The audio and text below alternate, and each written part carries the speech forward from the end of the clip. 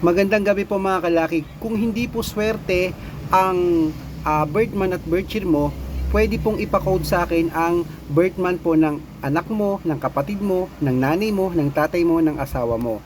Pwede po yun. Subukan po natin ang birth month po nila kung hindi po pinapalad tayo sa birth month mo. Kasi po, pwedeng swerte sila, pwedeng mas swerte yung lucky numbers na ma-code ko dun sa mga birth month nila.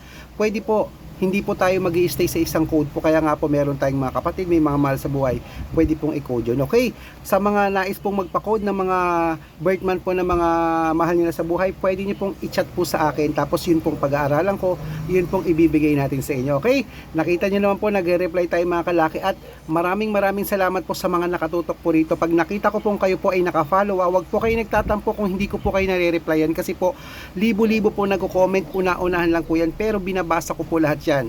Pinipilit ko pong replyan kaagad. Okay? Kung makakapag-antay kayo hanggang bukas, re-replyan ko yan. Nagre-reply po ako. Abay, patulugin nyo naman ako.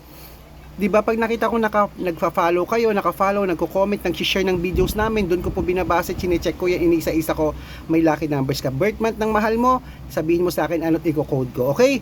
At kung 2 digit, 3 digit, 4 digit, 6 digit, i-code ko yan. At ang 6 digit ngayon na para pang malakasan bukas, ayan po nasa screen. Tara, mag-code na tayo mga kalaki. Good luck!